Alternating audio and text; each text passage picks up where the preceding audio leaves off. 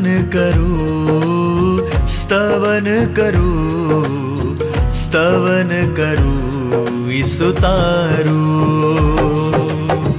વચન સુણીને ગ્રહણ કરું સહુ, તેને પંથે ચાલુ. સ્તવન કરું, સ્તવન કરું, સ્તવન કરું ઈસુ તારું. પ્રિય મિત્રો, આપણે કેવી રીતે જાણી શકીએ કે કોઈ માણસના જીવનમાં ઈશ્વરનો આત્મા છે કે નહીં? સ્તવન બાઇબલ અભ્યાસમાં આપનું સ્વાગત છે. દાનિયેલના અભ્યાસ દ્વારા આપણે જોઈ શકીએ છીએ કે જ્યારે રાજા નબુખાદનેસ્સારને ઈશ્વર વિશે ખબર પડી ત્યારે તેના જીવનમાં અદ્ભુત પરિવર્તન આવ્યું. આ પરિવર્તન લોકો સમક્ષ સાક્ષી બની ગયું. દાનિયેલના પુસ્તકમાં વિશ્વના 4 મુખ્ય રાજ્યો અને તેમના ભવિષ્યની ઘટનાઓનું વિગતવાર વર્ણન છે. ઈશ્વર સર્વશક્તિમાન છે અને તેઓ રાજાઓને સ્થાપિત કરી શકે છે અને દૂર પણ કરી શકે છે. નબુખાદનેસ્સારે શરૂઆતમાં ઈશ્વરને ઓળખ્યા ન હતા, પરંતુ દાનિયેલ અને તેના 3 મિત્રો સાદ્રાક, મેસાક અને અબેદનગોના જીવનને જોઈને તે સ્વર્ગ અને પૃથ્વીના ઈશ્વરને ઓળખવા લાગ્યો. હવે ચાલો આપણે આજના અભ્યાસમાં આગળ વધીએ.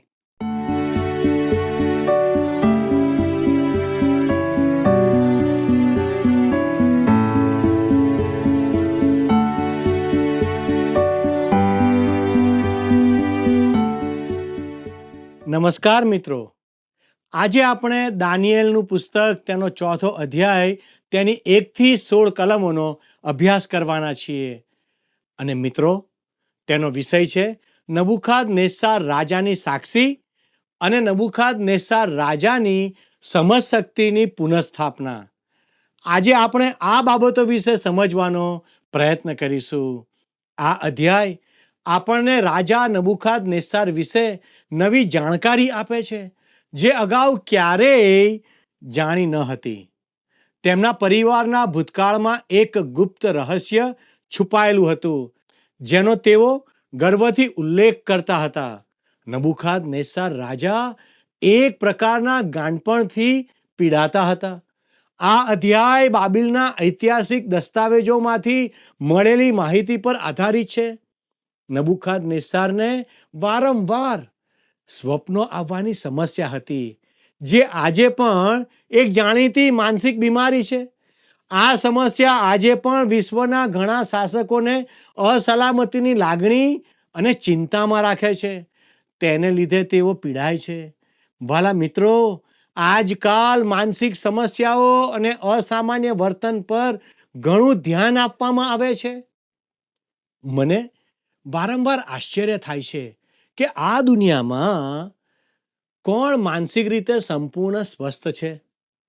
એક મનોવિજ્ઞાની કહે છે કે મોટા ભાગના લોકો સામાન્ય છે, કેટલાક અસામાન્ય છે અને કેટલાક અસામાન્ય હોવા છતાં પ્રતિભાશાળી પણ છે. પરંતુ સામાન્યનો માપદંડ ઘણીવાર બહુમતીના વર્તન પર આધારિત હોય છે અને તે હંમેશા સાચું હોતું નથી. જો કેટલાક લોકો અલગ રીતે વર્તે કે પ્રતિક્રિયા આપે તો તેમને અસામાન્ય કહી દેવામાં આવે છે. પરંતુ આ તફાવત ક્યારેક ખોટો હોય છે. મિત્રો, વિચાર કરો, કોણ કહી શકે કે બહુમતી જે કરે છે તે જ સાચું અને સામાન્ય છે? આ એક રસપ્રદ વિષય છે. મિત્રો, એક માણસ હતો જેને રાત્રે ઊંઘ જ આવતી નહોતી. તેનું કારણ એ હતું કે તેને હંમેશા એવું લાગતું હતું કે મારી પથારી નીચે કોઈ છે. દરેક રાત્રે તે વારંવાર ઉઠતો, પથારી નીચે ઝૂકીને જોઈ લેતો, પછી પોતાને સમજાવતો કે ના, ત્યાં કોઈ નથી. પણ સતત ચિંતાના કારણે તેની ઊંઘ બગડી જતી. આખરે તે એક મનોવૈજ્ઞાનિક પાસે ગયો. ડૉક્ટરે કહ્યું, હા, તારી સમસ્યા સાચી છે, પણ તને સંપૂર્ણ ઠીક કરવા માટે થોડી મહેનત કરવી પડશે. મને લાગે છે કે 10 વખતની સારવાર દરમિયાન તું સારી રીતે સાજો થઈ જઈશ અને દરેક મુલાકાતની ફી 1000 રૂપિયા રહેશે. એ માણસ બોલ્યો, હું વિચારીને તમને કહું છું. અને પછી તે ચાલ્યો ગયો, પણ પાછો ક્યારેય આવ્યો જ નહીં. મિત્રો, થોડા અઠવાડિયા પછી રસ્તા પર તેની મુલાકાત એ જ ડૉક્ટર સાથે થઈ. ડૉક્ટરે તેને પૂછ્યું, તમે પાછા કેમ આવ્યા નહીં? માણસે હસીને જવાબ આપ્યો, હું મારા એક સુથાર મિત્રની મદદથી ઠીક થઈ ગયો છું. મેં એને મારી સમસ્યા કહી તો એ મારા ઘરે આવ્યો અને મારા પલંગના ચારેય પાયા કાપી નાખ્યા. હવે તો કોઈ મારી પથારી નીચે આવી જ નહીં શકે. વાલા દર્શક મિત્રો, આપણામાંથી ઘણા લોકો આવા વિચિત્ર વિચાર કે અસામાન્યતાથી પીડાય છે. પણ રાજા નબુખાદનેસ્સારની માનસિક સમસ્યા તો ખરેખર ગંભીર અને અનોખી હતી. તે પણ કદાચ અસલામતી અને ચિંતાથી પીડાતો હતો.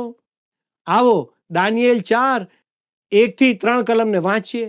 પૃથ્વી પર રહેનાર સર્વ લોકો, પ્રજાઓ તથા હર કોઈ ભાષા બોલનાર માણસો, તમને નબુખાદનેસ્સાર રાજા તરફથી અધિકાધિક શાંતિ હો. જે ચિહ્નો તથા આશ્ચર્યકારક કૃત્યો પરાત્પર દેવે મારા સંબંધમાં કર્યા છે તે તમને દર્શાવવા એ મને ઠીક લાગ્યું છે. તેના ચિહ્નો કેવા મહાન છે અને તેના અદ્ભુત કૃત્યો કેવા મહાભારત છે. તેનું રાજ્ય તે સદાકાળનું રાજ્ય ને તેનો અધિકાર પેઢી દર પેઢીનો છે.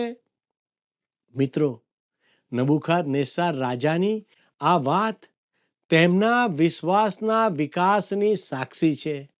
દાનિયેલ 3:29 તેમણે એક આદેશ આપીને પોતાના વિશ્વાસને જાહેર કર્યો હતો. પરંતુ અહીં તેઓ માત્ર આદેશ નથી આપતા, પણ પોતાની વ્યક્તિગત સાક્ષી રજૂ કરે છે. અગાઉ તે રાજકીય આદેશ હતો, પણ હવે તે તેમના હૃદયમાંથી આવેલો નિર્ણય છે. પહેલા તે માત્ર એક વિશ્વાસ હતો, પણ હવે તે હૃદયની ઊંડી ખાતરી બની ગયો છે. ઘટનાઓના ક્રમ પ્રમાણે આ સાક્ષી અધ્યાયના અંતે આવવી જોઈએ, કારણ કે તે તેમના જીવનના ઊંડા અને પરિવર્તન લાવનારા અનુભવનું પરિણામ છે.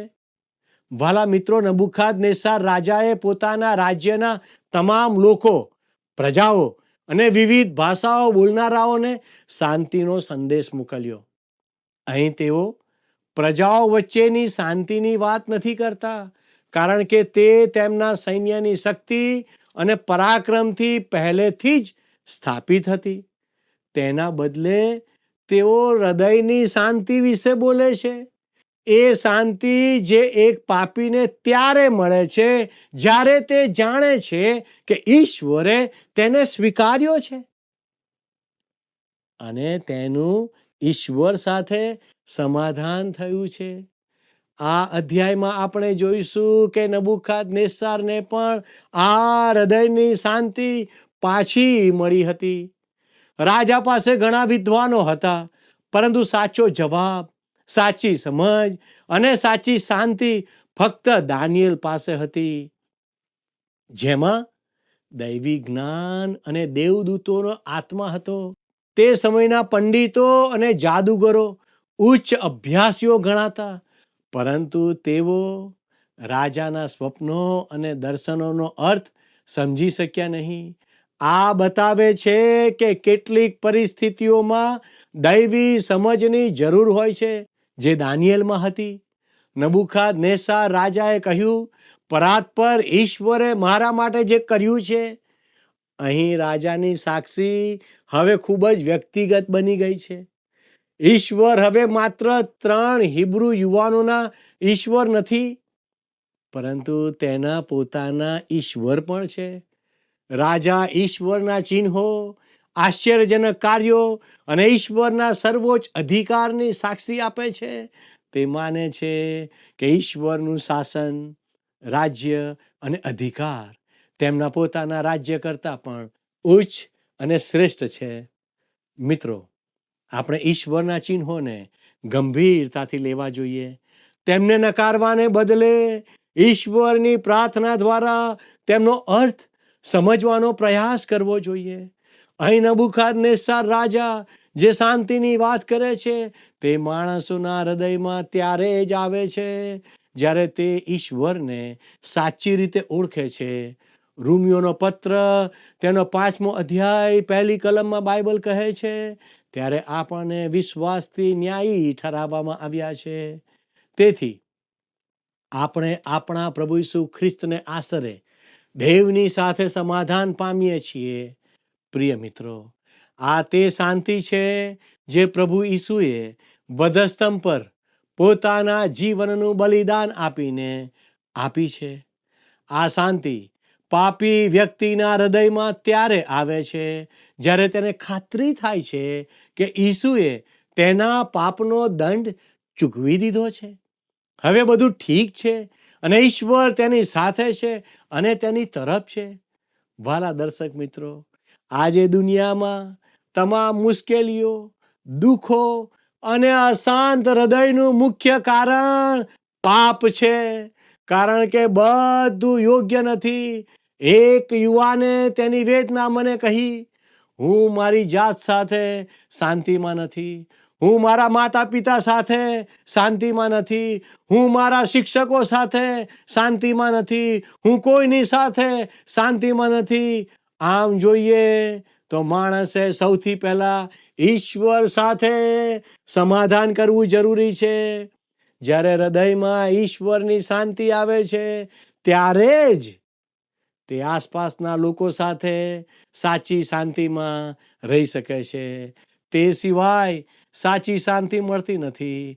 આજે આપણે જેને અસામાન્ય વર્તન કે માનસિક અસંતુલન કહીએ છીએ તે ઘણીવાર શુભ સંદેશનો સ્વીકાર અને ઈશ્વરના જ્ઞાનથી સુધારી શકાય છે.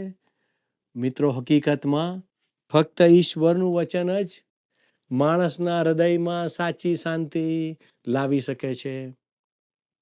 નબૂકદનેસ્સર રાજાને પણ આ જ સમસ્યા હતી. પણ જ્યારે તેણે ઈશ્વર સાથે સમાધાન કર્યું ત્યારે ઈશ્વરે તેને સાચી શાંતિ આપી.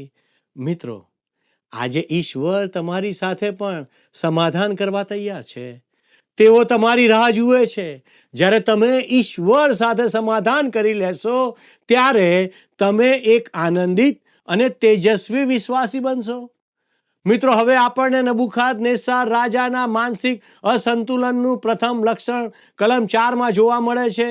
દાનિયેલ 4:4 લખ્યું છે, હું નબૂકદનેસ્સર મારા ઘરમાં આરામ કરતો હતો ને મારા મહેલમાં વૈભવમાં રહેતો હતો. નબૂકદનેસ્સરની સાક્ષીમાં વ્યક્તિગત સર્વનામો મારા, હું અને મારા એક જ કલમમાં 3 વખત આવે છે. કલમ 4 થી કલમ 10 સુધી લગભગ દરેક કલમમાં આ સર્વનામો 3 વખત જોવા મળે છે. તેને હું બોલવાની બીમારી કહી શકાય. એટલે કે નબૂકદનેસ્સરને પોતાના વિશે જ બોલવાની ટેવ હતી, જે એક પ્રકારનો રોગ હતો. હવે દાનિયેલ 4 અને 5 વાંચીએ. એ દરમિયાન મને એક સ્વપ્ન આવ્યું, તેથી હું બીધો. મારા પલંગ પરના વિચારો તથા મારા મગજના સંદર્શનોએ મને ગભરાવ્યો. અહીં પણ મને અને હું અને મારા જે સર્વનામો જોવા મળે છે. મિત્રો, આવો દાનિયેલ 4, 6 થી 9 કલમ શું જણાવે છે તે નિહાળીએ. માટે મેં બાબિલના સર્વ જ્ઞાની પુરુષોને મારી હજુરમાં લાવવાનો હુકમ કર્યો કે તેઓ મારા સ્વપ્નનો ખુલાસો કરે. ત્યારે જાદુગરો, મંત્ર વિદ્યા જાણનારા, ખાલદીઓ તથા જોશીઓ મારી હજુરમાં આવ્યા. ત્યારે મેં તેમની આગળ સ્વપ્ન કહી બતાવ્યું, પણ તેઓ મારી આગળ તેનો ખુલાસો કરી શક્યા નહીં. પણ છેવટે દાનિયેલ, જેનું નામ મારા દેવના નામ ઉપરથી બેલ્શાસ્સાર પાડ્યું હતું ને જેનામાં પવિત્ર દેવનો આત્મા છે, તે મારી હજુરમાં આવ્યો. મેં આ પ્રમાણે તેની આગળ તે સ્વપ્ન કહ્યું કે હે બેલ્શાસ્સાર, મુખ્ય જાદુગર, હું જાણું છું કે તારામાં પવિત્ર દેવોનો આત્મા છે ને કોઈ પણ ગૂઢ વાત સમજવામાં તને ગભરામણ થતી નથી. માટે જે સ્વપ્ન મને આવ્યું છે તેના સંદર્શનો તથા તેનો ખુલાસો મને કહી બતાવ. ભલા મિત્રો, જ્યારે બધા નિષ્ફળ ગયા ત્યારે ઈશ્વરે કાર્ય કર્યું. પંડિતો, વિદ્વાનો અને જ્ઞાનીઓ સ્વપ્નનો અર્થ સમજી શક્યા નહીં, પરંતુ દાનિયેલ સમજી ગયો, કારણ કે ઈશ્વરનો આત્મા તેની સાથે હતો.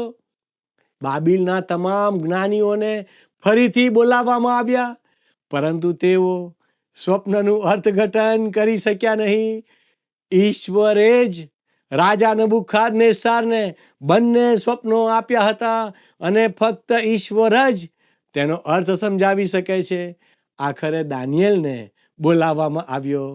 નબુખાદનેસ્સારને ખબર હતી કે દાનિયેલ ઈશ્વરના આત્માથી ભરેલો છે અને તેને ઈશ્વર તરફથી સ્વપ્નોનું અર્થઘટન કરવાની ખાસ ભેટ મળી છે. નબુખાદનેસ્સાર રાજા પોતે જોયેલા સ્વપ્નનું વર્ણન કરે છે અને તેમના શબ્દોમાં હું જેવા વ્યક્તિગત સર્વનામો વારંવાર આવે છે. મિત્રો, મારું માનવું છે કે નબુખાદનેસ્સારની માનસિક સમસ્યા તેના પરિવારે ગુપ્ત રાખી હતી, પરંતુ તેના નજીકના લોકોએ તેને જરૂર ઓળખી લીધો હશે. જો આજના મનોચિકિત્સકો તેનું પરીક્ષણ કરે તો કદાચ તેને હિસ્ટીરિયા કહે. હિસ્ટીરિયા એક માનસિક બીમારી છે જેમાં વ્યક્તિ અત્યંત ભાવનાત્મક બની જાય છે, વસ્તુઓ વારંવાર ભૂલી જાય છે અને ક્યારેક ઊંઘમાં ચાલતા માણસ જેવી સ્થિતિ અનુભવાય છે. આ સમસ્યા ઘણીવાર વારસાગત પણ હોય છે. ઇતિહાસકારો કહે છે કે વિશ્વના ઘણા મહાન શાસકો કોઈને કોઈ માનસિક અસંતુલનથી પીડાતા હતા. દાનિયેલ અધ્યાય 2માં વર્ણવેલા સોનાના માથા એ નબુખાદનેસ્સારને વધુ પડતો ગર્વિષ્ઠ અને અસંતુલિત બનાવી દીધો હતો. તે શાણપણથી નહીં પણ અતિશય ભાવુક થઈને અને ધાર્મિકતાની અવગણના કરીને ક્રૂર રીતે શાસન કરતો હતો. પ્રિય મિત્રો, આ અધ્યાયનો સારાંશ કલમ 17માં આપેલો છે. ત્યાં લખ્યું છે, એ દંડાજ્ઞા જાગૃત રહેનારાના હુકમથી ને એ આજ્ઞા પવિત્ર દૂતોના વચનથી છે. એથી જીવતા માણસો જાણે કે પરાત્પર દેવ માણસોના રાજ્ય ઉપર અધિકાર ચલાવે છે ને પોતાની મરજી હોય તેને તે આપે છે ને કનિષ્ઠ માણસોને તેના ઉપર અધિકારી ઠરાવે છે. આ વચનમાં એક મહાન સત્ય છે કે રાજ સત્તા અંતે ઈશ્વરના હાથમાં જ છે. કોઈ રાજા કે શાસક પોતાની તાકાત, બુદ્ધિ કે રાજકીય કૌશલ્યથી સિંહાસન પર બેસતો નથી, પરંતુ ઈશ્વરની ઈચ્છા અને આજ્ઞાથી જ તે સત્તા મેળવે છે. ઇતિહાસ દર્શાવે છે કે ઘણી વખત માનસિક અસંતુલન, ગર્વ કે હઠથી શાસન કરનારા શાસકો સત્તા પર આવ્યા, કારણ કે ઈશ્વરે પોતાની યોજના પૂરી કરવા તેમને ત્યાં બેસાડ્યા. નબુખાદનેસ્સારના સમયથી લઈને આજ સુધીના લગભગ 2500 વર્ષના ઇતિહાસમાં આ સત્ય વારંવાર સાબિત થયું છે કે ઈશ્વર જ રાજાઓને ઊભા કરે છે અને તેમને નીચા પાડે છે. હવે દાનિયેલ 4:10-16 કલમ વાંચીએ. મારા પલંગ પર મારા મગજના સંદર્શનો આ પ્રમાણે હતા. મેં જોયું તો પૃથ્વીના મધ્ય ભાગમાં એક ઝાડ મેં દીઠું. તેની ઊંચાઈ ઘણી હતી. તે ઝાડ વધીને મજબૂત થયું ને તેની ટોચ ગગનમાં પહોંચી હતી ને તે પૃથ્વીને છેડેથી નજરે પડતું હતું. તેના પાંદડા સુંદર હતા, તેને ઘણા ફળ લાગ્યા હતા ને તેથી બધાને ખોરાક પૂરો પડતો હતો. વંચર પશુઓ તેની છાયામાં બેસતા હતા ને ખેચર પક્ષીઓ તેની ડાળીઓમાં વસતા હતા ને સઘળાનું તેથી પોષણ થતું હતું. મારા પલંગ ઉપર મારા મગજના સંદર્શનોમાં હું જોતો હતો એટલામાં જો એક જાગૃત રહેનાર પવિત્ર પુરુષ આકાશમાંથી ઉતરી આવ્યો. તેણે મોટો ઘાંટો પાડીને કહ્યું કે એ ઝાડને કાપી નાખો, તેની ડાળીઓ પણ કાપી નાખો, તેના પાંદડા ખંખેરી નાખો ને તેના ફળ વિખેરી નાખો. જાનવરો તેની નીચેથી ને પક્ષીઓ તેની ડાળીઓમાંથી નાસી જાય, તો પણ તેનું ઠૂંઠું જમીનમાં, વનના કુમળા ઘાસમાં, લોઢાના તથા પિત્તળના બંધથી બાંધીને રહેવા દો. તેને આકાશના ઝાકળથી પલળવા દો ને પશુઓ સાથે પૃથ્વી પરના ઘાસમાંથી તેને હિસ્સો મળે. તેનું માણસનું હૃદય બદલાઈને પશુનું હૃદય તેને આપવામાં આવે, એ પ્રમાણે તેને માથે 7 કાળ વીતે. મિત્રો, આ કલમમાં નબૂકદનેસ્સારના સ્વપ્નનું વર્ણન છે, જેમાં એક વિશાળ વૃક્ષ દેખાયું. આ વૃક્ષ એટલું ઊંચું હતું કે આકાશ સુધી પહોંચતું હતું અને એટલું પહોળું હતું કે આખી પૃથ્વીને ઘેરી લેતું હતું. તેના પાંદડા સુંદર હતા, તે ફળોથી ભરેલું હતું અને બધા તેનો ઉપયોગ કરતા હતા. પ્રાણીઓ તેની છાયામાં આરામ કરતા હતા અને પક્ષીઓ તેની ડાળીઓમાં માળા બાંધતા હતા. વાલા દર્શક મિત્રો, શાસ્ત્રોમાં વૃક્ષ વિવિધ બાબતોનું પ્રતીક હોઈ શકે છે. એક વૃક્ષ એક વ્યક્તિનું પ્રતિનિધિત્વ કરી શકે છે, જેમ કે વળી તે નદીની પાસે રોપાયેલા ઝાડના જેવો થશે, જે પોતાના ફળ પોતાની ઋતુ પ્રમાણે આપે છે અને જેના પાંદડા કદી પણ ચીમળાતા નથી. વળી જે કંઈ તે કરે છે તે સફળ થાય છે. ગીતશાસ્ત્ર 1 અને 3 અને યર્મિયા 17 અને 8, યશાયા 56 અને 3 તેની નોંધ છે. ભલા મિત્રો, હજકીએલ 31, 3-14 અને માથીની લખેલી સુવાર્તા તેનો 24મો અધ્યાય 32 અને 33 વૃક્ષ પ્રજાનું પ્રતીક છે. માથી 13, 31 અને 32 રાયનું ઝાડ વિશ્વાસી સમુદાયનું પ્રતીક છે. રોમન 11, 16 અને 24 જૈતુનનું ઝાડ ઇસ્રાયેલ અને બિન યહૂદીઓ બંનેનું પ્રતીક છે. મિત્રો, અહીં આ વૃક્ષ નબૂકદનેસ્સાર રાજા અને તેના બાબિલના રાજ્યનું પ્રતિનિધિત્વ કરે છે, કારણ કે રાજા અને રાજ્ય એકબીજા સાથે અવિભાજ્ય રીતે જોડાયેલા છે. જાગૃત રહેનાર અને પવિત્ર લોકો એ ઈશ્વર દ્વારા રચાયેલી બુદ્ધિશાળી આત્મિક લોકો છે, જે ઈશ્વરના નિયંત્રણ હેઠળ વિશ્વના કાર્યોનું સંચાલન કરે છે. દાનિયેલનું પુસ્તક દર્શાવે છે કે ઈશ્વરે આવી આત્મિક સૃષ્ટિ રચી છે, જે તેમની બનાવેલી સૃષ્ટિ પર વહીવટ કરે છે. આ પવિત્ર દૂતો ઈશ્વરના આદેશોનું પાલન કરે છે, જ્યારે શૈતાનના દૂતો પણ છે, જેમને ચોક્કસ રાષ્ટ્રો અને પ્રદેશો પર અધિકાર આપવામાં આવ્યો છે. આ સત્ય દાનિયેલના પુસ્તકમાં વધુ સ્પષ્ટ રીતે જોવા મળે છે. વાલા દર્શક મિત્રો, રાજાના સ્વપ્નમાં વૃક્ષને કાપી નાખવામાં આવ્યું. તેની આસપાસ લોખંડ અને કાંસાના બંધન બાંધવામાં આવ્યા અને તેને લીલા ઘાસની વચ્ચે છોડી દેવાયું, જેથી 7 વર્ષ પછી તે ફરી ઉગીને ફળ આપવા લાયક બને. આ વૃક્ષનું હૃદય એટલે કે રાજા નબૂકદનેસ્સારનું હૃદય પશુ જેવું બની ગયું અને તે ઘાસ ખાનાર પશુ જેવા બની ગયા. મિત્રો, ગીતશાસ્ત્ર 139, 7-12 કલમ જણાવે છે કે આપણે ઈશ્વરથી સંતાઈ શકતા નથી. તે આપણા વિશે બધું જ જાણે છે. તમારા ખાનગી પાપોને પણ ઈશ્વર જાણે છે. તેથી વિશ્વાસી તરીકે ઈશ્વરની આગળ તે કબૂલ કરીને તેને સુધારી લેવા તે જ આપણા માટે શ્રેષ્ઠ છે. શું તમે તમારા પાપ ઈશ્વરની આગળ કબૂલ કરો છો?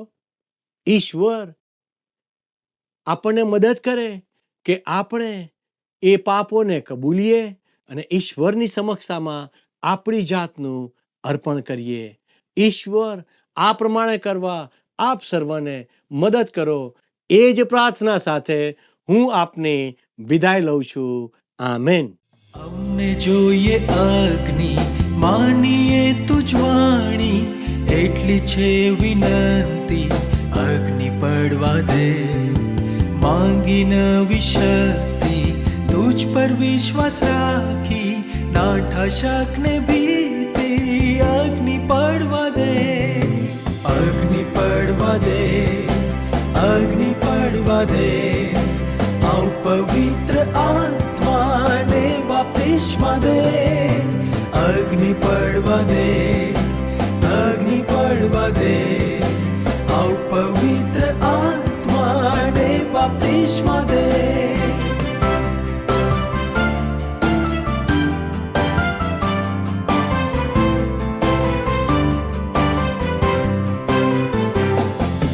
તારા પર ટેકું છું, પ્રાર્થના કરી જાતું, સૌમાં માની તારું અગ્નિ પડવા દે.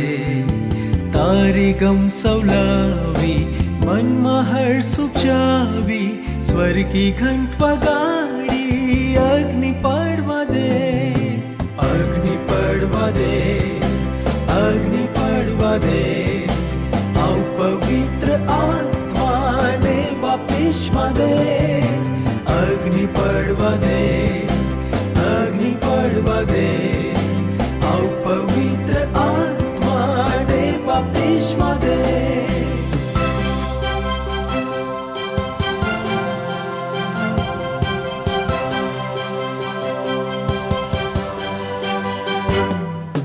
વફાદાર રહીએ, તુજથી બળ પામીએ, પ્રેમે વશ થઈએ અગ્નિ પડવા દે. પાડતા બૂમાનંદે નાસી ગયો.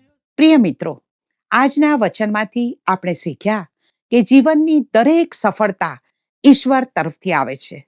તે સ્વીકારવું મહત્વપૂર્ણ છે. રાજાને સ્વપ્ન આવ્યું જે તેની ચિંતાનું કારણ બન્યું. તે દર્શાવે છે કે ઈશ્વર આપણને સંદેશ આપવા માટે સ્વપ્નો, ચિહ્નો અથવા ઘટનાઓનો ઉપયોગ કરી શકે છે. રાજાના સ્વપ્નનો ખુલાસો કરવો ઘણા બધા લોકો માટે મુશ્કેલ હતો, પરંતુ દાનિયેલ ઈશ્વર પર વિશ્વાસ રાખીને તેનો સાચો ખુલાસો કરીને તેનો અર્થ સમજાવે છે. આ શીખવે છે કે મુશ્કેલ પરિસ્થિતિમાં પણ ઈશ્વર પર વિશ્વાસ રાખવો જોઈએ. સ્વપ્ન મારફતે રાજાને ચેતવણી મળી છે કે તેના ઘમંડથી તે નીચે પડી શકે છે. આ શીખવે છે કે સન્માન, સફળતા અને શક્તિ દ્વારા આપણે ઘમંડી નહીં, પરંતુ ઈશ્વર સમક્ષ નમ્ર બનવાની જરૂર છે. જો આપણે ઈશ્વરની ચેતવણી સાંભળીએ અને આપણું વર્તન સુધારીએ તો આપણે સંકટોથી બચી શકીએ છીએ. મિત્રો, આજનો પ્રશ્ન છે, બેલ્ટશાત્સર કોનું નામ હતું? એ અબેદનગો, બી દાનિયેલ, સી સાદ્રાક, ડી મેસાક.